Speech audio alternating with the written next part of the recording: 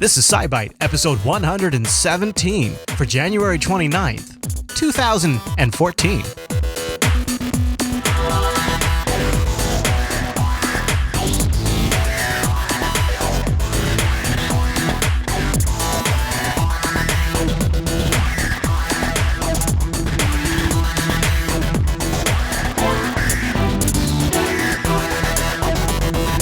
Hi, everyone, and welcome to SciByte, Jupiter Broadcasting's weekly science podcast, live on a Wednesday this week and fresh on a Thursday, but not always. My name is Chris, and joining us every single week is our host, Heather. Hey there, Heather. Hey there, Chris. Hey, Heather, happy science to you. Happy science. So, what are we going to talk about tonight? Today, we're going to take a look at water vapor on a dwarf planet, driverless taxis, evening smartphone use, sensors in football helmets, spacecraft updates, curiosity news, and as always, take a peek back into history and up in the sky this week. Well, Heather, why don't we kick it off with the news, because I have a feeling our first story is going to make me a little thirsty.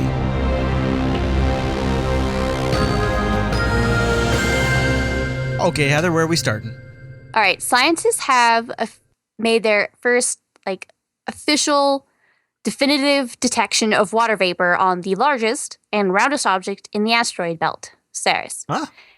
Now, it was the largest asteroid, but then when the whole renaming of everything and Pluto got knocked down to a dwarf planet, this is one of the things that got knocked up. Oh, so not everybody lost.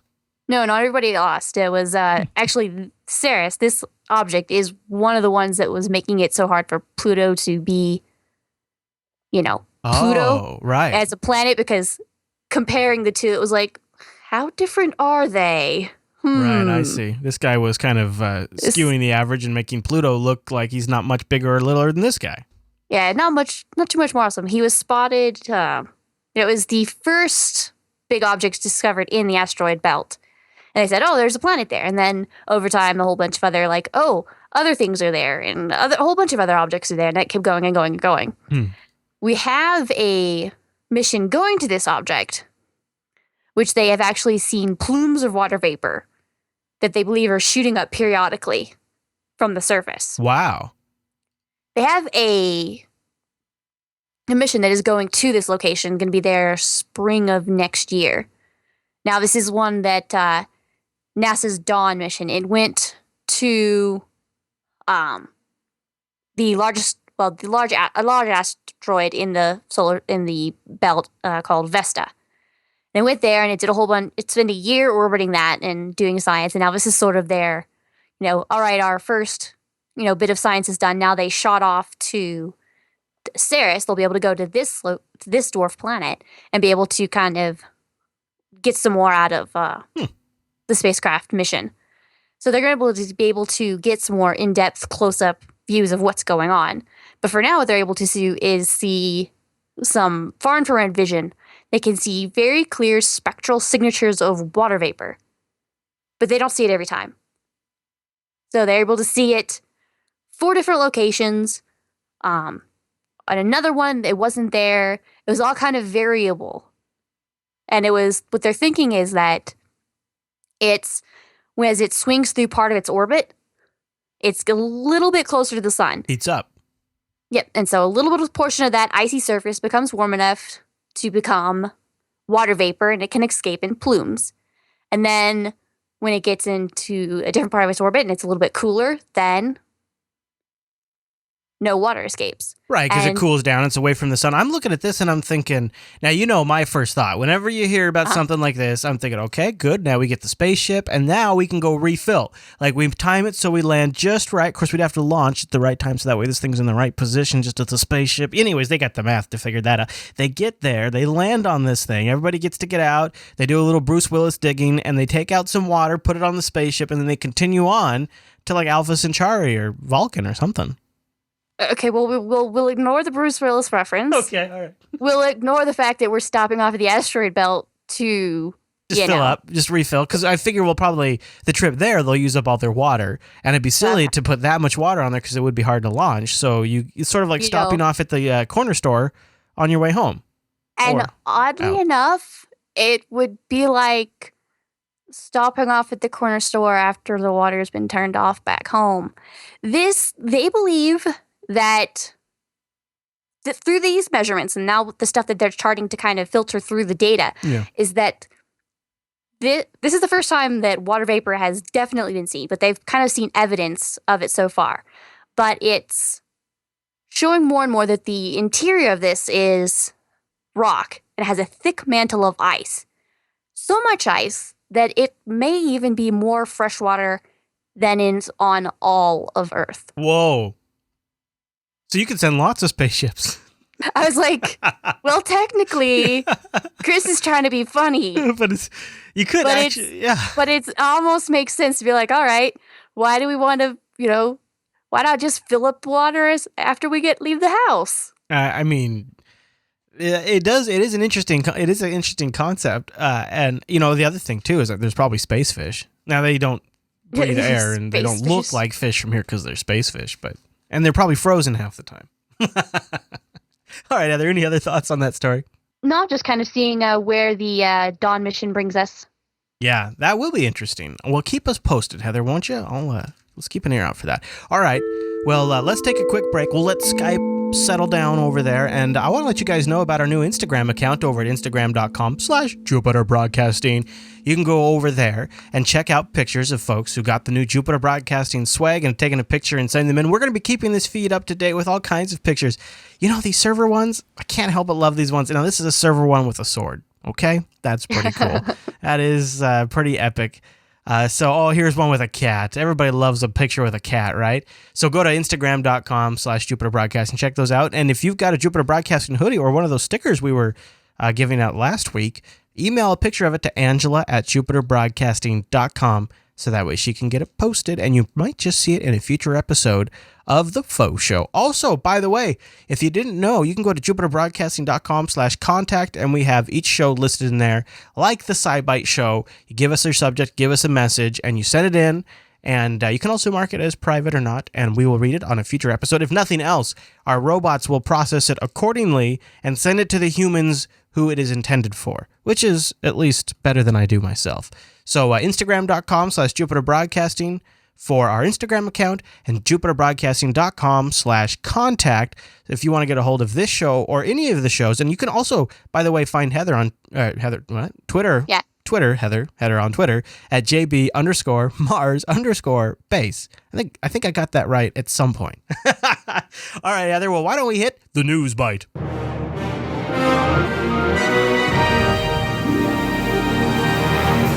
All right, so you might have guessed from the pre-show, I was a little excited about this story. We're going to talk about driverless taxis, but not here in the U.S. No. And see, what's the sad part is I didn't connect 2 and 2 until I read the intro again. I was like, Chris is randomly talking about random. And then I realized, no, yeah. I'm talking about driverless taxis. Right, exactly. Here in a few minutes. But no, they're not in the U.S. These are for our friends over in the European locations, starting in February of this year, actually. There is a European Union-funded City Mobile 2 project. It is one of a number of different research initiatives that are starting to test out specifically designed self-driving road vehicles to, for navigation and such. Mm-hmm. And what really brought this one to my attention is because there's a number of different ones, but they're kind of saying, oh yeah, we're going to be on the cheap. We're not going to have, we don't need radar or anything. We're going to use we don't need gyroscopes and all that stuff. We just can do it with just like one cheap camera and some algorithm technology.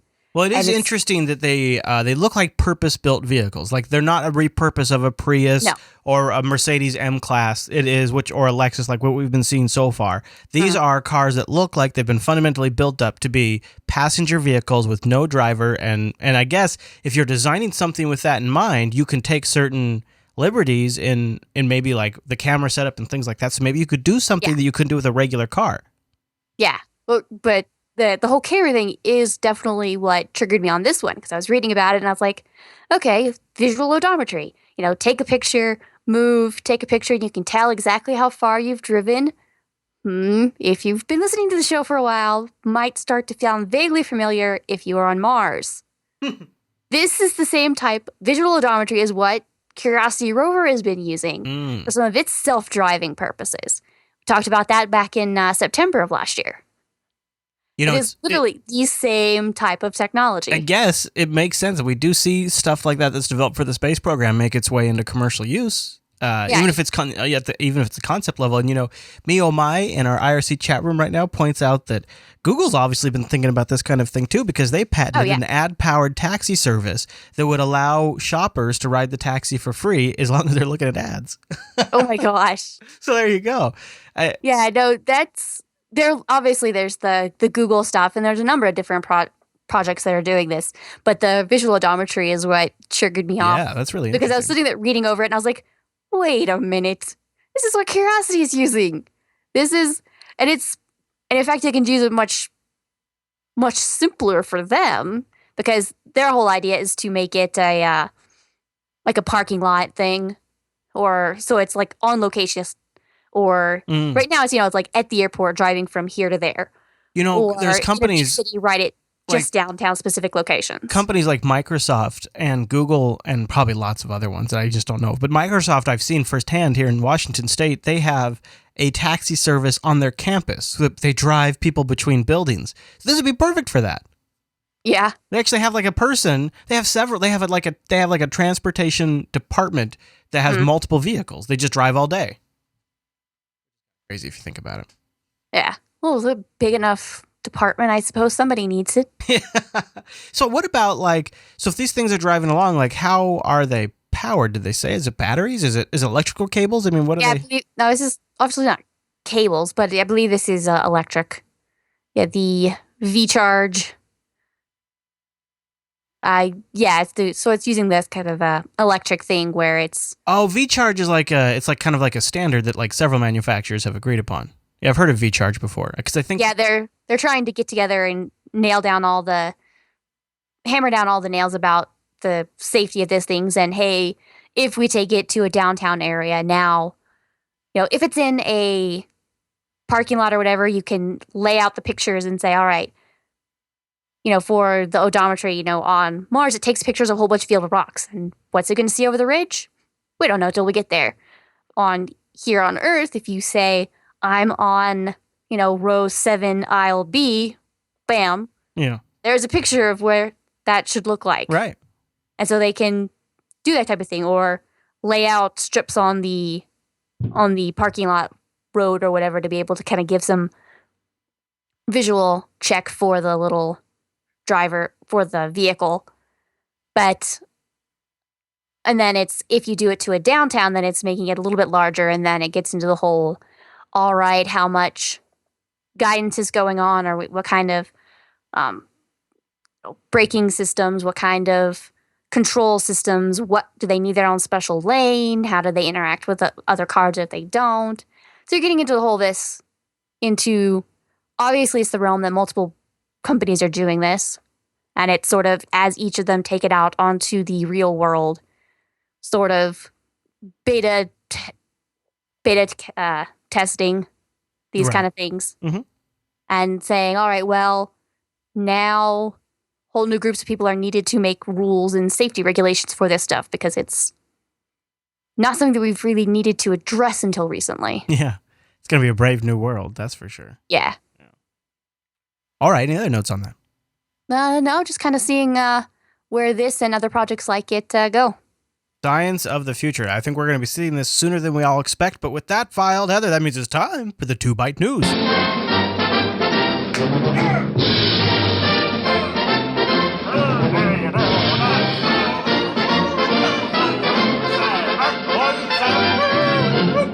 All right, Heather, what are we talking about in the 2Byte News? Alrighty. If you're in the US, it's probably... Well, while we're filming this, it's evening. And the Europeans, it's even more evening. Yeah, that's for sure.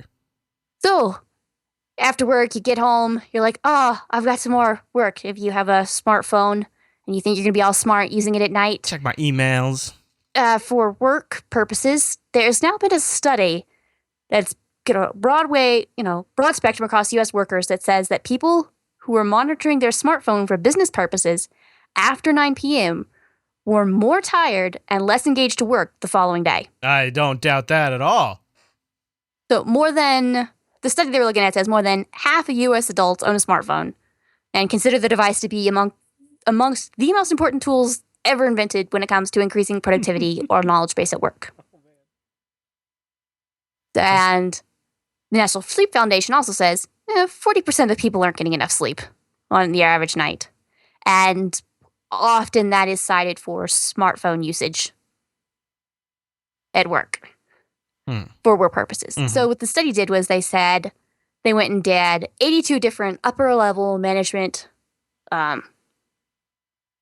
make multiple different surveys every day for 2 weeks. Then there was a second survey that did a little over 160 employees in various occupations, from nursing to manufacturing to accounting to dentistry. And they showed that across the board, nighttime smartphone usage for business purposes was cutting into sleep and sapping energy needed for the next day of work. Yeah. And in fact, sort of comparing it against other electronic devices, such as and saying that they even had more of a negative effect than watching television or using laptops, tablet computers. Because, well, one, it's keeping you mentally engaged at that point, but smartphones emit blue light. And blue light is the most disruptive of all the colors of light when it's trying to settle you down. So it hinders melatonin. That's the chemical in the brain that promotes sleep. Yeah. So it seems like tablets would do that, or laptops would do that same thing, though. I think maybe it's the nature of the work on the smartphone. It's similar of nature, but at a certain point, the screen itself of the smartphone, I believe, is set up so that it's more concentrated in such a way that it produces more blue light than your average. Gotcha. Wow, I never even thought about that. I know I pay attention to that with my computer monitors. I use a program called f.lux. And if you ever get towards the end of the night, if you have eye strain, it's hard to look at the screen, or you get headaches, f.lux changes the color temperature of the screen from that blue to a more of an orange kind of tone when the sun sets. So when the sun sets, the screen tones all change. And I found that this is not necessarily a good thing, but I found that I could look at my screen much, much later than I used to be able to without being excruciating. And I think a lot of people do the smartphone thing, Heather. I think a lot of people check their phone when they wake up, or check their phone right before they go to bed, and right before they're trying to go to sleep, they're staring right at that screen. Yeah. No, obviously the people in the study said, you know what, there's obviously going to be situations where saying, nope, it's after 9 p.m., flip phone over, bye guys. That's what I do. That might have negative consequences or disastrous effects for specific jobs. You know what? You can't help it. Yeah. There are some cases where when the phone rings, you glare at it, you growl at it, and you have to look at it and you have to answer it. And you have to figure out what's going on. But whenever possible, it's one of those things where specifically don't. They're saying more and more to avoid the kind of, after a certain time of night, avoiding, computers and television and all that kind of things. Of course, that's not going to really, really happen. Not so super practical for a lot of people, like myself. Yeah. I'm pretty much, I look at the computer until about 10 minutes before I go to bed. Yep. And, if there's a night, though, where I knew I really, really wanted to get a great night's sleep, I kind of think of it the same way I think about coffee. I don't drink coffee after about 2, 3 o'clock. And it's not that dramatic with smart devices or computers, but say about 8:30, 9 o'clock, I make kind of if I really want to get a great night's sleep that night, like Saturday night sometimes because I usually am trying to catch up a little sleep before Sunday morning, I'll go to bed early. And that's one of my techniques is about 8:30, I stop looking at screens. Yeah. I notice it helps. Now, Heather, this is a science podcast, but every now and then we got to talk a little bit about the science behind some sports ball. And this next story is perfect because the Super Bowl's coming right up. I know. I specifically went out of my way to find something football related. You're a good sport, Heather. Hey. Yes, because we're really, really sporty around here. Sports. Yay. Theater of the mind, how I really try to look excited. But no, this is so if you're at some Super Bowl party on Sunday and you really want to look super smart. Right, there you go. Because, if you're not... Everybody loves a little science talk at the Super Bowl. Of course, why not? What else are you going to talk about? Why wouldn't you? But there is... you're making this harder to talk. Sorry. Okay. So, obviously one of the big things with football and with safety, there's going to be football, safety, and science can all kind of come together in the helmet. Because guess what? Brains get smashed in a literal way. There have been concussions. There have been obviously big hot button issue from the PB leagues all the way up to the professionals.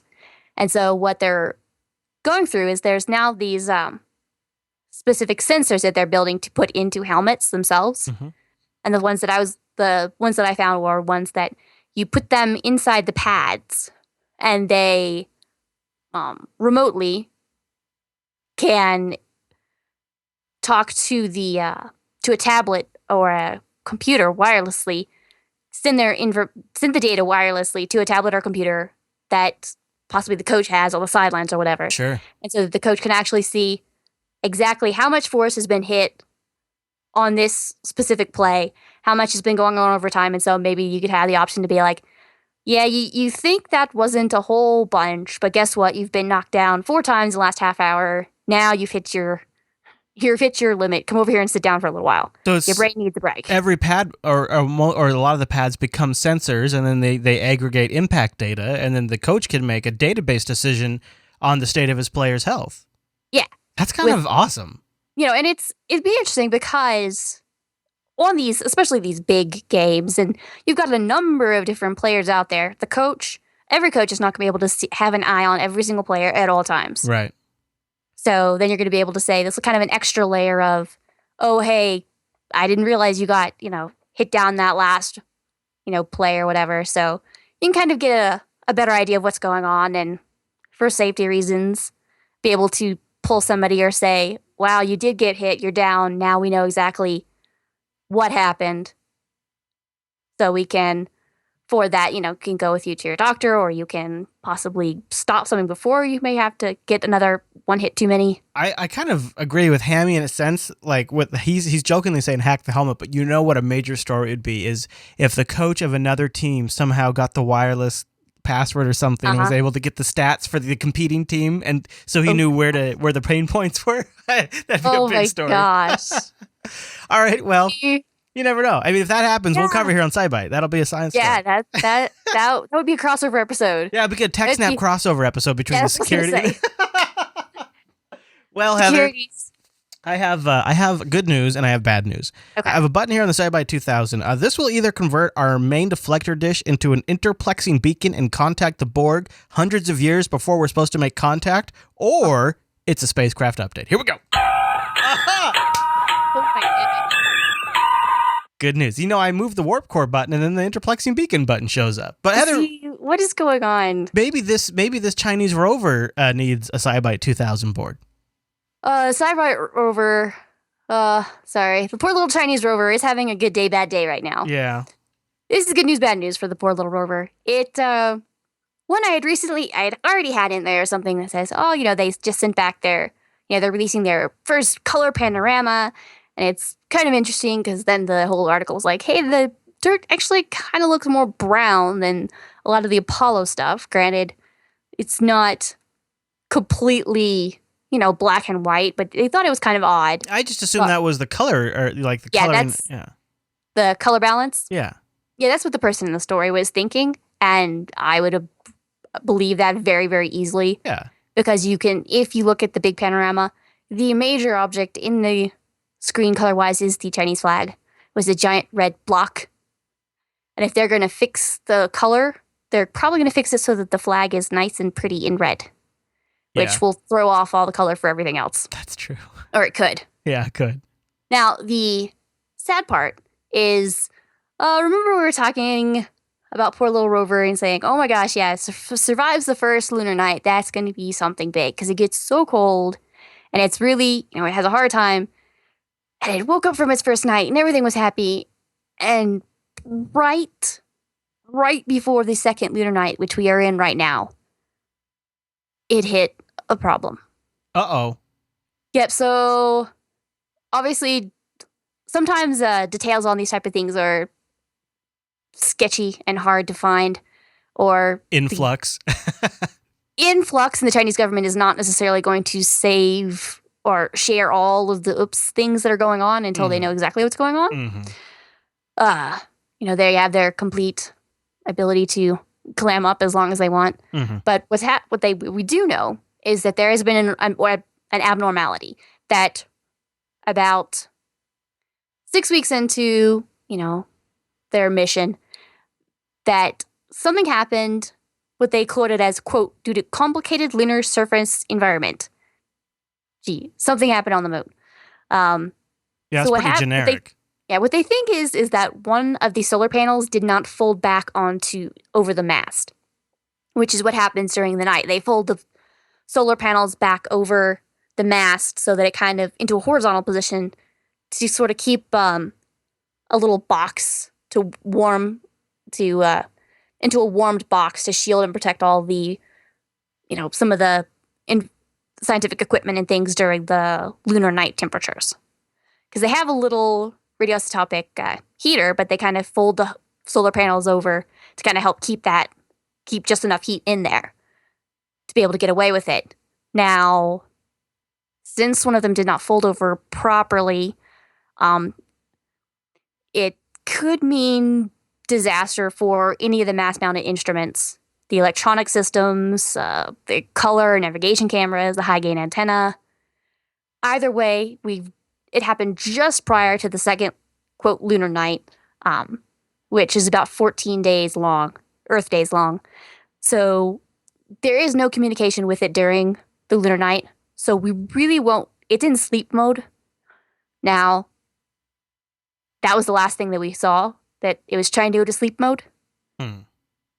No one will actually know what happened or if we'll be able to resume communication until we've got about 2 weeks from now, so February 8th to 9th. Oh my we won't gosh. know anything more. Oh my gosh.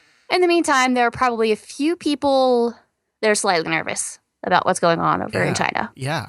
For their poor little rover. Well, they can just run over there and check it out, right? Just send the repairman and...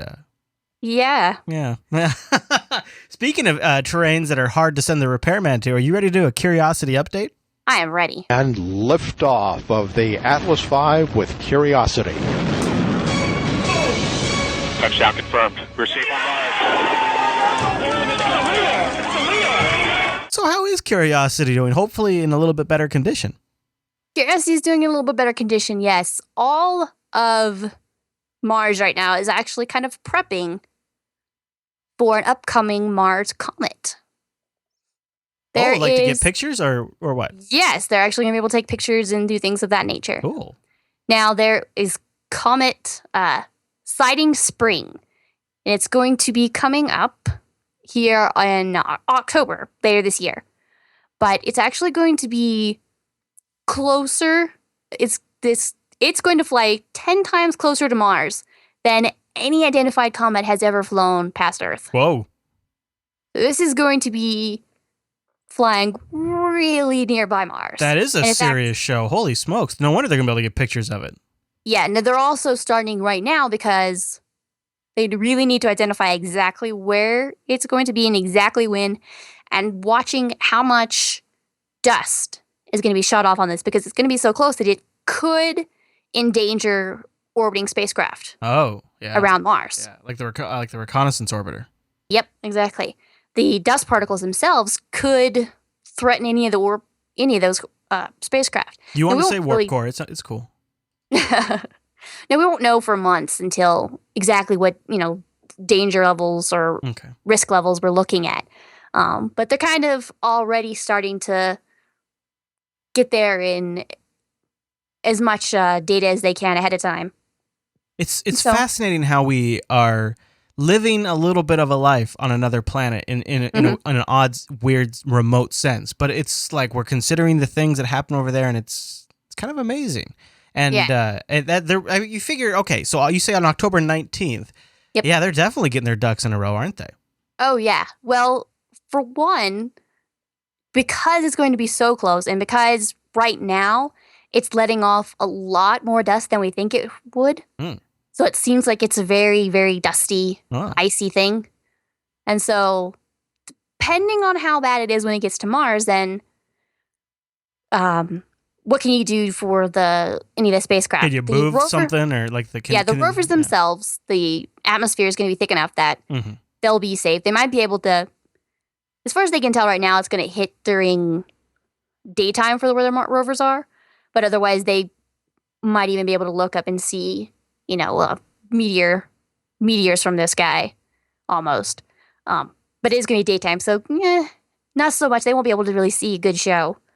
But the orbiters, you have to say, all right, well, they're built for some sort of space dust risk, so they have a little bit of that. Yeah.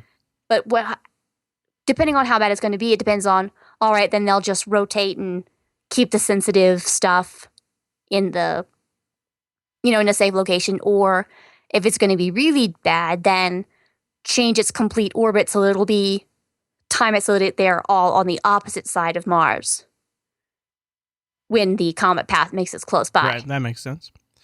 But now, for that, the farther ahead you look, takes a lot less fuel to change orbit. That's part of the cleverness of the master planner. That does make sense. Yeah, so if you start now and say, all right, we start a month ahead and say, we really have to change the orbit, then you have a month's worth of time to adjust rather than smash the brakes or hit the gas and be like, All right, Heather, well, speaking of hitting the gas, why don't you jump in my time machine, which is fueled by gasoline, because it's a really great portable store of energy. Let's just be honest about it. And let's go back and close the door, Heather. Here we go. Oh, yeah, this is feeling about 200 years right here. This bumpiness, this is the 200-year bump. Right. Oh, there it is. Oh, hit my head a little bit. That's okay. It takes us to 203 years ago. Called it February 1st, 1811. Heather, what happened this week in science? The Bell Rock Lighthouse was lit for the first time. Now, this might not be able to really know about this one, but it is built on this incredibly treacherous sandstone reef, which, except for the lowest of low tides, for like a couple of hours at a time, all you can see is this one pillar of rock just big enough for this lighthouse sticking out of the ocean. How did they do that? It's amazing. It was insane.